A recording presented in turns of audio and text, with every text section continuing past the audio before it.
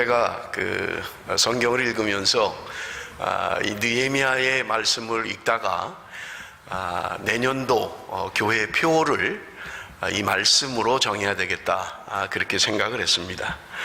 그래서 오늘 설교 제목이 여호와로 인하여 기뻐하는 교회. 우리 한번 같이 해볼까요? 다 같이 하겠습니다. 시작. 여호와로 인하여 기뻐하는 교회. 여러분, 우리가 이 본문의 말씀은 느헤미야의 말씀입니다. 여러분, 느헤미야는 여러분 우리가 시대적으로 보면 이스라엘 백성들이 북이스라엘이 멸망을 하고 남유다가 멸망을 하게 됩니다. 그리고 이제 바벨론으로 포로로 끌려가는 거예요. 70년 동안 포로 생활을 하고 이스라엘 백성들은 자기 나라로 귀환하게 됩니다. 여러분, 느헤미야서는 포로로 끌려갔다가 귀환해서 이러한 일들을 기록하고 있는 것이 느헤미야의 말씀인 것을 우리는 볼 수 있는 것입니다. 여러분, 포로로 끌려간 이스라엘 백성들이 3번에 걸쳐서 귀환을 하게 됩니다. 제일 첫 번째는 스룹바벨이라고 하는 지도자와 함께 이스라엘이 이제 바벨론에서 귀환하는 것이 1차 귀환입니다. 두 번째는 오늘 성경에 기록되어 있는 에스라라고 하는 사람을 통해서 2차 귀환이 이루어지고요. 세 번째는 오늘 본문의 기록자인 느헤미야를 통하여 이제 3번에 걸쳐서 이스라엘 백성들이 귀환하는 것을 우리는 볼 수 있습니다. 여러분, 그런데 느헤미야서는 13장으로 기록되어져 있는데, 여러분 특별히 느헤미야서는 1장부터 7장까지는 주인공이 느헤미야입니다. 그래서 느헤미야에 대한 이야기가 자주 거론되고 있는 것을 볼 수 있고요. 8장부터 13장까지는 에스라라고 하는 사람이 중심 인물이 되어서 에스라를 설명하고 있는 것을 우리는 볼 수 있는 것입니다. 여러분, 제가 언제 설교를 할 때 에스라에 대한 말씀을 드렸어요. 에스라라고 하는 사람이 어떤 사람이냐라고 하는 것입니다. 여러분, 에스라 7장 6절을 우리 한번 봅니다. 느헤미야 바로 앞에 있어요. 에스라 우리 7장 6절 말씀 우리 한번 같이 읽어봅니다. 에스라 7장 6절 말씀 다 같이 읽습니다. 시작. 이 에스라가 바벨론에서 올라왔으니 그는 이스라엘의 하나님 여호와께서 주신 모세의 율법에 익숙한 학자로서 그의 하나님 여호와의 도심을 입음으로 왕에게 구하는 것은 다 받는 자이더니. 여러분, 10절 말씀 한 절만 더 읽겠습니다. 에스라 7장 10절입니다. 다 같이 시작. 에스라가 여호와의 율법을 연구하여 준행하며 율례와 규례를 이스라엘에게 가르치기로 결심하였더라. 여러분, 에스라라고 하는 사람은 7장 5절에 보면 아론의 16대 손이다, 성경은 그렇게 기록하고 있어요. 에스라는 제1대 제사장이었던 아론의 16대 후손의 제사장이라는 말입니다. 그는 제사장이면서도 하나님의 말씀에 정통한 사람이었어요. 특별히 모세오경에 대하여, 율법에 대하여 정통한 사람이었던 것입니다. 이 에스라가 지금 포로로 끌려갔던 거예요. 그런데 그가 지금, 여러분 우리가 성경을 보면 하나님의 은혜로 말미암아 왕에게 요구하는 것은 무엇이든지 받는 사람이었다는 거예요. 왕의 신임을 받고 있는 사람이에요. 포로의 신분이 있음에도 불구하고 적국의 왕의 신임을 얻는 사람이에요. 그렇기 때문에 무엇인가 구하는 것은 전부 다 얻을 만큼 그런 신임을 받는 사람이었다, 성경은 그렇게 이야기하고 있는 거예요. 그런데 그가 지금 이제 자신의 민족, 자신의 나라, 하나님의 말씀으로 가르치기 위하여 결심했다, 그렇게 이야기하고 있는 것입니다. 그래서 지금 귀환을 해서 지금 자신의 민족을 말씀을 가르치는 것을 우리는 볼 수 있는 것입니다. 여러분, 성경 안에는 많은 부흥의 역사들이 있습니다만은 특별히 이 느헤미야에 등장하는 워터게이트의 부흥, 수문 앞 광장에 모였다. 그들이 모여서 하나님의 말씀을 듣고 하나님의 말씀 앞에 반응할 때 하나님의 부흥이 일어났다. 그래서 우리는 수문 앞 광장의 부흥이다, 우리는 그렇게 이야기하는 것이 오늘 본문의 말씀입니다. 여러분, 하나님의 부흥이 임하는 것은 어떤 환경 가운데 어떻게 할 때 하나님의 부흥이 일어나는가 하는 것을 우리 말씀을 통해서 한번 살펴보도록 하겠습니다. 여러분, 1절 말씀입니다. 이스라엘 자손이 자기들의 성읍에 거주하였더니 7째 달에 이르러 모든 백성이 일제히 수문 앞 광장에 모여 학사 이스라엘에게 여호와께서 이스라엘에게 명령하신 모세의 율법책을 가져오기를 정하매. 여러분, 이스라엘 백성들이 귀환을 했어요. 그리고 그들은 제일 먼저 성전을 세우기를 원했습니다. 솔로몬이 지었던 제일 첫 번째 성전이 다 무너지고 없었던 거예요. 그렇기 때문에 그들은 바벨론 포로 생활 가운데도 늘 하나님의 성전을 사모했던 것입니다. 그발강가에 모여 그들은 하나님 앞에 우리가 어쩌다가 이렇게 되었는가, 하나님을 찬양하고 하나님을 경배해야 될 찬양대원들은 바벨론 왕궁에 술 먹는 사람들의 시중을 드는 이러한 신세로 전락해버리고 말았던 것입니다. 그래서 그들은 모여서 하나님 앞에 왜 우리가 이렇게 되었는지, 왜 우리가 하나님의 말씀에 순종하지 않은 결과가 이러한 것들이라는 것을 깨닫고 그들은 하나님의 성전을 사모했던 것입니다. 70년 만에 그들이 바벨론 포로로 귀환할 때 그들은 제일 먼저 했던 것이 성전을 짓는 것이었습니다. 그래서 우리는 이것을 스룹바벨 성전이다 그렇게 이야기를 해요. 성경이 그렇게 말하는 건 아니고요. 스룹바벨이 돌아와서 성전을 재건했다, 그래서 스룹바벨 성전이다 그렇게 이야기하는 것입니다. 그런데 여러분, 성전을 짓는 것도 많은 방해들이 있었어요. 어려움이 있었어요. 길게는 10여 년 동안 성전을 재건하지 못하고 방치된 상태로 놓여 있기도 했던 것입니다. 그런데 지금 성전이 이제 완공된 거예요. 느헤미야가 돌아와서 그 성전을 다시 지었던 것입니다. 여러분, 성전을 짓고 나면 얼마나 기쁜 일입니까? 그들이 축제를 벌이고 우리가 이제 다시 옛날에 솔로몬이 지었던 그 성전을 우리가 회복했다 기뻐해야 되는데, 그들은 지금 여러분 수문 앞에 모여서 뭔가를 요구하고 있는 것을 우리는 본문을 통해서 볼 수 있습니다. 여러분 1절을 한번 보십시오. 우리가 읽었습니다마는 모든 백성이 일제히 수문 앞 광장에 모여 학사 에스라에게 여호와께서 이스라엘에게 명령하신 모세의 율법책을 가져오기를 청하매. 여러분, 지금 이스라엘 백성들이 성전을 짓고 나서 무슨 축제를 벌인 게 아니라 그들이 모여서 에스라에게 요청하기를 우리에게 말씀을 좀 들려주십시오. 당신이 말씀을 가져와서 우리가 말씀을 들을 수 있도록 해주십시오 라고 요청하고 있는 것을 우리는 볼 수 있는 것입니다. 여러분, 누가 광고해서 모인 거 아니에요. 누가 주도적으로 어떤 무브먼트를 위해서 그렇게 모인 게 아니라는 말입니다. 그들은 자발적으로 모였고 그들이 하나님의 말씀을 사모하는 마음이, 그들이 모여서 에스라에게 우리에게 말씀을 좀 들려주십시오 라고 이야기하는 것을 우리는 볼 수 있습니다. 그런데 여러분, 그들이 모인 시간이요, 여러분 성경을 추정해 보면 3절에 보면 그들이 새벽부터 정오까지 하나님의 말씀을 들었다고 기록하고 있어요. 그렇다면 그들이 모인 시간은 새벽 이전에 모여서 에스라를 청해서 말씀을 들었다는 말입니다. 여러분, 새벽 시간이라고 하는 것은 지금이나 옛날이나 모이기 어려운 시간이에요. 자들 곤히 잠자는 시간이고요, 모이기 힘든 시간입니다. 그런데 그들은 새벽부터 누가 강요한 것도 아니고 누가 의무로 그렇게 하라고 한 것도 아니고 그들이 자발적으로 모여서 말씀을 들을 수 있는 모든 사람들이 그들이 수문 앞 광장에 모여 하나님의 말씀을 들었다고 성경은 이야기하고 있는 것입니다. 그들이 하나님 앞에 말씀을 듣기 위하여 모였다는 말입니다. 히브리서 10장 24절 25절입니다. 우리 한번 다 같이 읽겠습니다. 시작.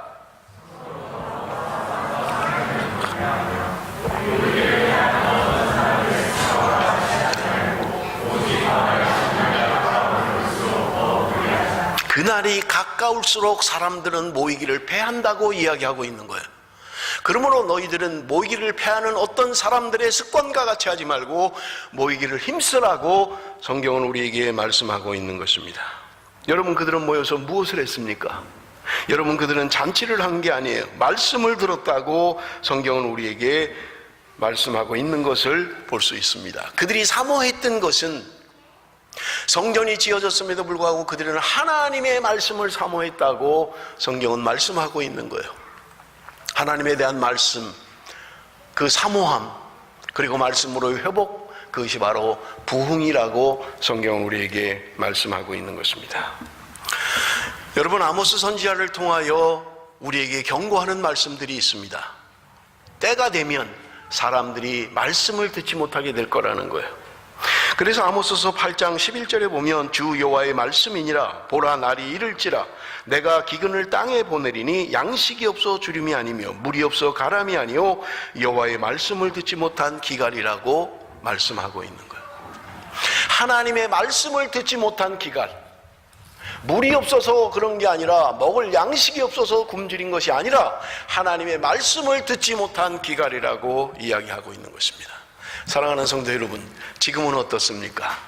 아모스가 예언한 그러한 시대와 지금은 어떻습니까?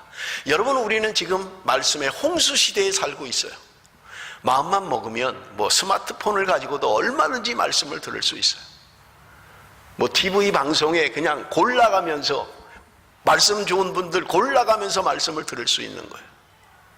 그럼에도 불구하고 아모스가 고백했던 것처럼 하나님의 말씀을 듣지 못한 기갈, 하나님의 말씀을 사모하지 않는 거예요. 얼마든지 들을 수 있고 얼마든지 하나님의 말씀 가까이 갈 수 있음에도 불구하고 하나님의 말씀을 사모하지 않는 거예요. 말씀의 홍수 시대에 살고 있으면서도 어떤 면에서 아모스가 이야기한 것처럼 오늘 우리는 말씀의 기갈 시대에 살고 있는 것은 아닌가? 여러분, 우리 자신을 돌아봐야만 할 것입니다. 여러분, 그들이 말씀을 들을 때 3절에 이렇게 말씀하고 있어요. 수문 앞 광장에서 새벽부터 정오까지 남자나 여자나 알아들을 만한 모든 사람 앞에서 읽음에 뭇 백성이 그 율법책에 귀를 기울였다. 여러분, 새벽부터 정오까지라고 이야기하면 우리는 보통 새벽 그러면 5시, 6시 그렇게 하잖아요. 정오 그러면 12시. 적어도 그들이 6시간 내지 7시간을 말씀을 들었다는 거예요. 그런데 여기 말씀을 들은 사람들이 누구입니까? 남자나 여자나 알아들을 만한 모든 사람, 말을 알아들을 만한 모든 사람, 아마 한 4, 5살 아주 어린 아이들, 말은 알아듣잖아요. 아이들이라 할지라도 보통 3살만 되면 말을 알아듣기 시작하잖아요. 말을 알아들을 만한 그 모든 사람이 지금 말씀 앞에 나와서 말씀을 들었다고 이야기하고 있는 것을 우리는 볼 수 있습니다. 여러분, 하나님의 부흥, 여러분, 그것은 말씀의 사모함이 일어날 때 하나님의 부흥이 우리에게 온다는 분명한 사실입니다. 하나님의 말씀이 없는 부흥은, 여러분, 그것은 가짜 부흥이에요. 하나님의 말씀에 대한 사모함이 없는, 하나님의 말씀에 대한 돌이킴이 없는, 하나님의 말씀에 대한 순종함이 없는 부흥이라고 하는 것은, 여러분, 그것은 헛된 것이라고 말할 수 있는 것입니다. 여러분, 13절을 우리 한번 같이 읽어봅니다. 13절 말씀 다 같이 읽습니다. 시작. 그 이튿날 뭇 백성의 족장들과 제사장들과 레위 사람들이 율법의 말씀을 밝히 알고자 하여 학사 에스라에게 모여서, 여러분, 새벽부터 정오까지 6시간 내지 7시간을 그들은 설교를 들은 게 아니에요. 하나님의 말씀을 그냥 읽었던 거예요. 그런데 그들이 그 하나님의 말씀을 읽고 듣고 은혜를 받았던 거예요. 그리고는 그 이튿날 그들이 또 모여서 에스라 앞에 와서 우리에게 말씀을 좀 가르쳐 주십시오 라고 했다고 성경은 우리에게 말씀하고 있는 것입니다. 교회사를 통해서 우리는 하나님의 부흥을 볼 수 있습니다. 하나님의 부흥의 때에 하나님의 사람들이 말씀을 사모하고 말씀에 대해서 갈급하고 말씀으로 말미암아 그들의 삶이 전인적으로 변화되는 하나님의 부흥의 시기가 있었던 것을 우리는 볼 수 있는 것입니다. 여러분, 두 번째 그들에게 부흥의 것은 여러분 5절 말씀인데요, 말씀의 권위에 대한 경외심을 가졌다. 여러분, 5절 말씀 우리 한번 같이 읽겠습니다. 5절 말씀 다 같이 시작. 에스라가 모든 백성 위에 서서 그들 목전에 책을 펴니 책을 펼 때에 모든 백성이 일어서니라. 지금 에스라가 나무 강대상을 하나 만들어 놓고 거기서 말씀을 읽는 거예요. 그런데 말씀을 읽을 때 모든 백성이 다 일어났다는 거예요. 지금은 거꾸로잖아요. 말씀 전하는 사람은 서서 전하고 말씀을 듣는 사람은 앉아서 듣잖아요. 여러분, 제가 그 교회사에 보면 불과 100년, 200년 전만 해도 설교자들이 가운데 의자에 앉아서 설교했어요. 의자에 앉아서.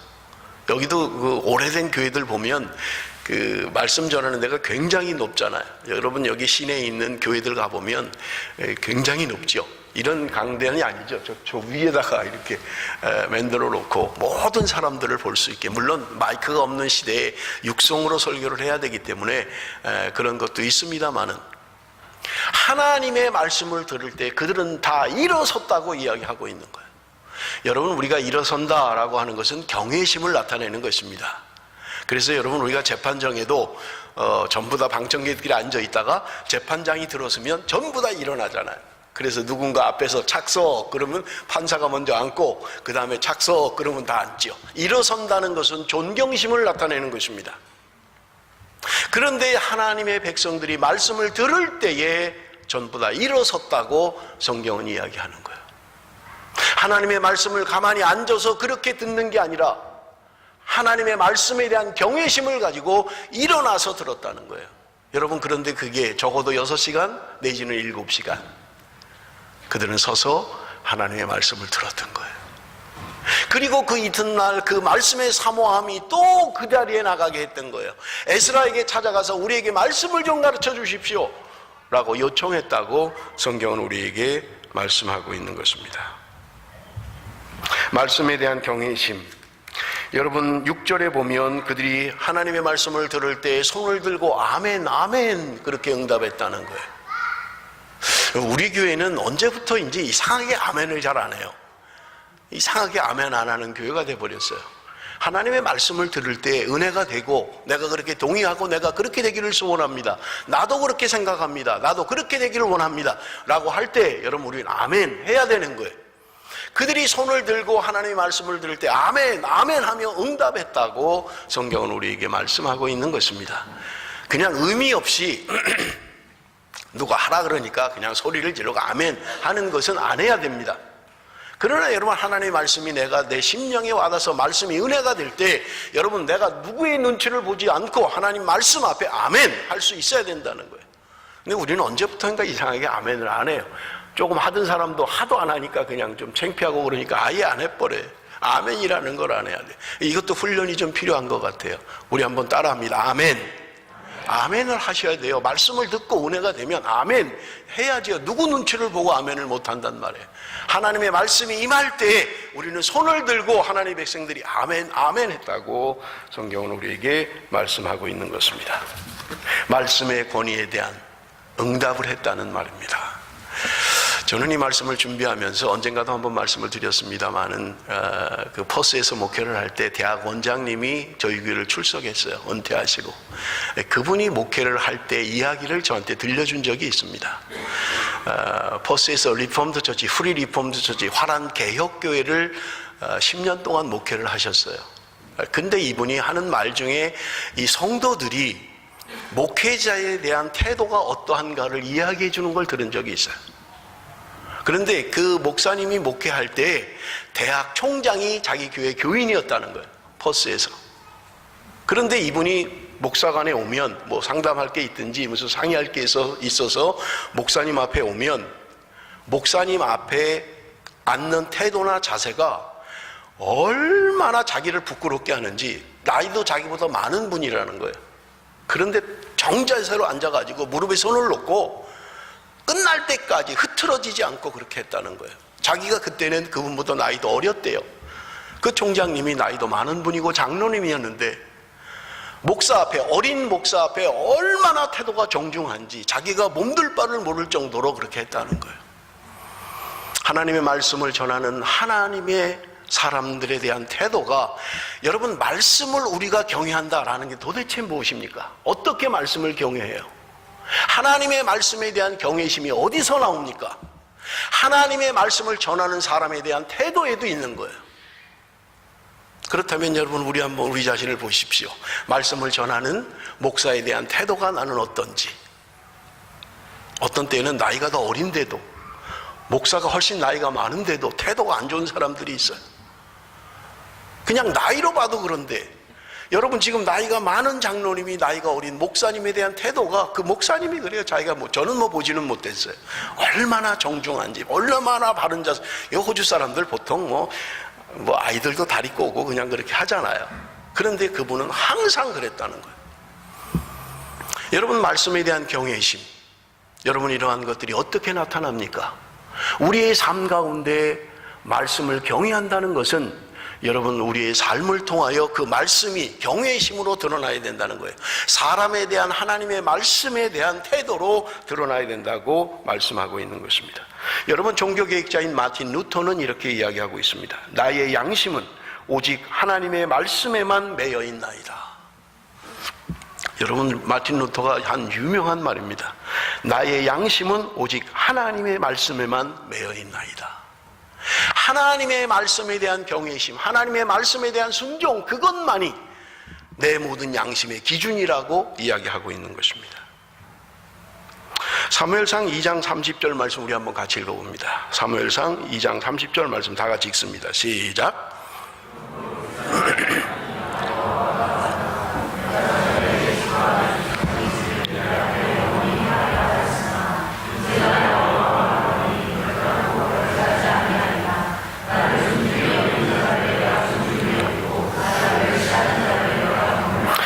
나를 존중히 여기는 자를 내가 존중히 여기고, 하나님을 존중히 여기는 자를 하나님이 존중히 여기겠다고 말씀하고 있는 것입니다.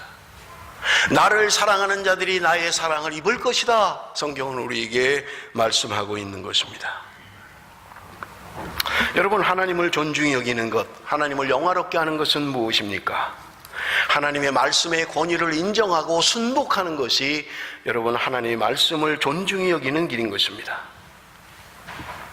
여러분, 이사야 66장 2절에 보면 이런 말씀이 있습니다. 나 여호와가 말하노라. 내 손이 이 모든 것을 지었으므로 그들이 생겼느니라. 무릇 마음이 가난하고 심령에 통회하며 내 말을 듣고 떠는 자, 그 사람은 내가 돌보려니와. 하나님의 말씀을 듣고 떠는 자를 내가 돌보겠다, 그렇게 이야기하는 것입니다. 왜 말씀을 듣고 떱니까? 여러분, 말씀을 듣고 떠는 자를 내가 돌보겠다고 성경은 우리에게 말씀하고 있는 거예요. 왜 떱니까? 여러분, 떤다는 것은 두려움이에요. 하나님의 말씀에 대한 경외심인 것입니다. 하나님의 말씀에 대하여 두려움이 없는 사람은 절대로 경외심을 가질 수 없습니다. 하나님의 말씀 앞에 두려워 떨어본 사람만이 여러분, 우리는 하나님을 경외할 수 있는 거예요. 하나님의 말씀이 들려오는데도 전혀 두려움이 없이, 전혀 반응하지 않고 내 고집과 내 생각대로 살아간다면 그 사람은 하나님을 경외하는 사람이 아닌 것입니다. 얼굴을 가리고 엎드려서 두려운 마음으로 그들은 하나님의 말씀을 들었던 것입니다. 모세에게 말씀이 임할 때 그는 두려워서 얼굴을 가리고 그리고 엎드려 두려운 마음으로 하나님의 말씀을 들었다고 이야기하고 있는 것입니다. 여러분, 그런 자들, 하나님의 말씀에 대하여 두려워 떠는 자를 하나님이 돌보시겠다고 우리에게 말씀하고 있는 거예요. 여러분, 예루살렘으로 돌아온 이스라엘 백성들이 왜 하나님의 말씀을 그렇게 듣기를 사모했습니까? 그들은 바벨론 포로 70년 생활을 통하여 그들은 깨달은 것들이 있었던 거예요. 어떻게 하다가 우리가 이 지경까지 되었는가? 나라는 망하고 포로의 신분으로 끌려와서 우리가 왜 이렇게 살아야만 하는가 하는 깨달음이 분명하게 있었는데, 여러분, 그들은 하나님의 말씀을 우습게 여겼다는 거예요. 수많은 선지자를 통하여 그렇게 외쳤음에도 불구하고 하나님의 말씀에 대한 두려움이나 경외심이 없이 그들은 하나님의 말씀을 우습게 여겼던 것입니다. 결국은 나라가 멸망하는 비운을 맞았던 거예요. 그때 비로소 그들이 깨닫고 돌이킨 것은 우리가 하나님의 말씀에 대한 경외심이 없었다, 하나님의 말씀에 대한 순종함이 없었다, 하나님의 말씀에 대한 반응을 하지 않았다는 거예요. 그저 듣기 좋은 말들, 듣기 좋은 설교들만 듣기를 원했던 거예요. 죄를 지적하고 하는 것은 듣기를 원하지 않았던 거예요. 그저 잘 됩니다, 잘합니다, 괜찮습니다, 축복입니다, 잘 살게 될 겁니다, 건강하게 될 겁니다. 하나님의 말씀 앞에 돌이키는, 하나님의 말씀을 듣고 돌이키는 그러한 하나님의 말씀을 듣지 못했던 거예요. 사랑하는 성도 여러분, 오늘 우리는 얼마나 하나님의 말씀을 사모하고 있습니까? 얼마나 하나님의 말씀을 경외하고 있습니까? 얼마나 하나님의 말씀에 대하여 두려워하고 있습니까?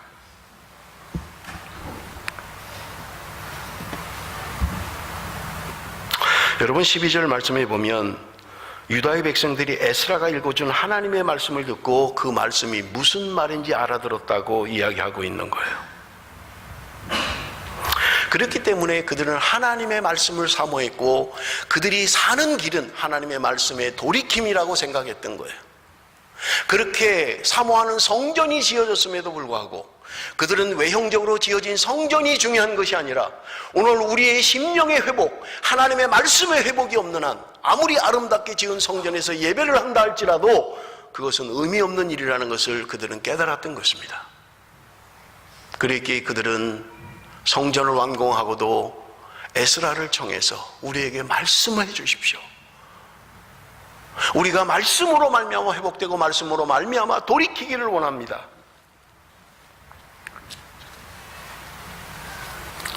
여러분 일본의 도쿄에 임페리얼 호텔이라고 하는 곳이 있다고 합니다. 이 호텔을 지은 사람은 프랑크 로이드 라이트라고 하는 사람이 호텔을 지었는데 일본에는 지진이 많기 때문에 그 건물을 그렇게 높게 짓는다든지 그렇게 잘 하지 않는다는 거예요. 지어도 그냥 목조 건물로 그렇게 피해가 많지 않도록 그렇게 하는데 이 라이트라고 하는 사람이 고층 건물을 지은 거예요. 그런데 고층 건물을 지을 때 많은 사람들이 조롱했어요. 아니 일본에 지진이 많은 이곳에 그렇게 고층 빌딩을 지면 지진 때 다 무너질 텐데 그러면 그 엄청난 사고가 될 텐데 왜 당신은 거기다 그렇게 빌딩을 지으려고 합니까? 그런데 이 라이트라고 하는 사람은 지질 조사를 해보니까 저 밑에 안반층을 발견했던 거예요. 큰 안반층을. 그래서 거기다가 기초를 쌓고 건물을 지으면 지진이 와도 무너지지 않을 것이다. 그래서 많은 사람들이 조롱함에도 불구하고 깊이 파서 그 안반 위에다 기초를 쌓고 건물을 지었던 거예요. 어떤 사람도 눈여겨보지 않았습니다. 조롱하고 비웃었습니다. 도대체 일본 땅에 저런 건물을 지어서 뭐 하려고? 지진 한번 나면 다 무너질 건데. 그런데 얼마 후에 정말 일본에 강력한 지진이 있었다고 합니다. 다른 건물은 다 무너져 버린 거예요. 다 부서진 거예요. 그런데 도쿄에 있는 임페리얼 호텔만은 흔들리지 않았던 거예요. 왜냐하면 반석 위에 굳건하게 기초를 세웠기 때문에 그렇다는 거예요. 사랑하는 성도 여러분, 오늘 우리의 신앙에 흔들림이 왜 일어납니까? 하나님의 말씀에 근거한, 하나님의 말씀에 기초한 신앙이 아니기 때문에 우리는 자꾸 흔들리는 거예요. 여러분, 언제나 우리의 삶의 기준은, 우리의 신앙의 기초는 하나님의 말씀에 있어야 된다고 하는 거예요. 그럴 때 우리의 신앙은 견고해지고 흔들리지 않는다고 말씀하고 있는 것입니다. 여러분, 마지막으로 이스라엘 백성들은 말씀을 받을 때 전인격적으로 반응했던 것을 오늘 본문을 통해서 볼 수가 있습니다. 여러분 7절 8절 말씀을 봅니다. 예수아와 바니와 세레바와 야민과 악굽과 사부대와 호디야와 마아세야와 그리다와 아사랴와 요사밧과 하난과 볼랴야와 레위 사람들은 백성이 제자리에 서 있는 동안 그들에게 율법을 깨닫게 하였는데 하나님의 율법책을 낭독하고 그 뜻을 해석하여 백성이 그 낭독하는 것을 다 깨닫게 했다. 여러분, 이 사람들은요 레위인들이었어요. 하나님의 말씀에 정통한 사람들이 에스라가 말씀을 읽고 나면 사람들을 찾아가서 그 말씀을 설명해 줬다는 거예요. 그 말씀을 깨닫게 했다는 말입니다. 저는 이 말씀을 보면서 이민교회에 아주 중요한 말씀이다 그렇게 생각을 했어요.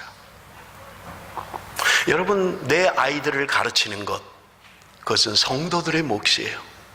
그러기 위해서는요 성도들이 말씀에 정통해야 되고 말씀을 알아야만 하는 것입니다. 그리고 내 아이들을 가르칠 수 있어야만 하는 거예요. 이 레위인들이 에스라가 설교하고 에스라가 가르쳤습니다마는 사람들이 서 있는 곳을 가면서 그들이 하나님의 말씀을 해석해주고 깨닫게 해줬다고 성경은 우리에게 말씀하고 있는 것입니다. 하나님의 부흥은요 하나님의 말씀을 듣는 곳에서부터 시작하는 것입니다. 여러분, 그래서 로마서 10장 17절에 말씀합니다. 그러므로 믿음은 들음에서 나며, 믿음은 들음에서 난다는 거예요. 들음은 그리스도의 말씀으로 말미암았다. 하나님의 말씀, 그리스도의 말씀을 전할 때 그 말씀을 듣고 믿음이 생기는 것이라고 성경은 우리에게 말씀하고 있는 것입니다. 여러분, 두 번째는요, 정적인 반응이 나타났습니다. 9절 말씀입니다. 백성이 율법의 말씀을 듣고 다 우는지라. 그들이 하나님의 말씀을 들을 때 하나님 앞에 눈물을 흘렸다고 성경은 이야기하고 있는 것입니다. 여러분, 단순히 감정적인 눈물을 이야기하는 것뿐만 아니라 여러분, 죄에 대한 반응인 것입니다. 하나님의 말씀을 들을 때 그 말씀으로 말미암아 내가 얼마나 죄악 가운데 있었는지 그들은 통곡하며 하나님 앞에 눈물을 흘렸다고 이야기하는 것입니다. 여러분, 우리 한국교회 초기 평양 대부흥의 역사, 그것은 바로 회개의 역사였던 것입니다. 하나님의 말씀이 임할 때, 하나님의 성령이 임할 때 그들은 회개하고 눈물로 자신의 죄를 통회했던 것입니다. 여러분, 회개의 분명한 증거는 여러분 자신의 삶을 돌이키는 것입니다. 하나님의 말씀 앞에 자신을 돌이키는 거예요. 그것이 참된 부흥의 역사인 것을 우리는 볼 수 있는 것입니다. 여러분, 10절 말씀 우리 한번 다 같이 읽겠습니다. 10절 말씀 다 같이 시작. 느헤미야가 또 그들에게 이르기를 너희는 가서 살찐 것을 먹고 단 것을 마시되 준비하지 못한 자에게는 나누어 주라. 이날은 우리의 주의 성일이니 근심하지 말라. 여호와로 인하여 기뻐하는 것이 너희의 힘이니라 하고. 제가 성경을 읽다가 이 말씀에 은혜를 받고 2017년 표로 정한 거예요. 그들이 하나님의 말씀에 대한 반응으로 그들의 죄를 돌이키며 통회하고 눈물로 하나님 앞에 반응할 때 그들은 이야기했던 거예요. 울지 마라. 오늘은 성일이다. 하나님 앞에 기쁜 날이라. 그러니 울지 말라고 이야기하는 것입니다. 그러면서 하는 말씀이 여호와로 인하여 기뻐하는 것이 너희의 힘이니라. 여호와로 인하여 기뻐하는 것, 그것이 너희의 힘이다. 그렇게 말씀하고 있는 것을 우리는 볼 수 있는 것입니다. 2017년 표로 정한 것처럼 여러분, 한 해 동안 우리 교회가 여호와로 인하여 기뻐하는 것, 그것이 나의 힘이 되고 그것이 나의 능력이 되고 여호와를 기뻐하는 것이야말로 우리의 소망이 되는 그런 한 해가 되시기를 주님의 이름으로 축복합니다. 여러분, 그들은 의지적인 반응을 했습니다. 정적인 반응, 지적인 반응, 의지적인 반응, 말씀 앞에 반응을 했는데, 여러분, 우리가 성경을 읽지는 않았습니다만은 13절에서 16절까지를 보면 초막절에 초막을 짓고 초막에 거하라라는 말씀이 나와요. 초막절을 지키라는 거예요. 초막에 거하라는 거예요. 여러분, 지금 이스라엘 백성들은 처음에 말씀드린 것처럼 그들은 포로에서 귀환된 거예요. 지금 예루살렘 성 안에 들어와 있는 거예요. 그런데 여러분, 초막을 짓는 것은 여러분 광야에서 하던 일이에요. 이스라엘 백성들이 광야 생활 가운데 초막을 짓고 명절을 지켰던 거예요. 그런데 지금 하나님께서 말씀하시기는 초막절을 지키라는 거예요. 초막을 지으라는 거예요. 여러분, 초막절을 짓는 거 지금도 이스라엘 백성들은 상징적으로 그렇게 하고 있습니다만은 그저 그 팜 나무 같은 거 가지고 얼기설기 집을 만들어서 거기서 일주일 동안 보내는 거예요.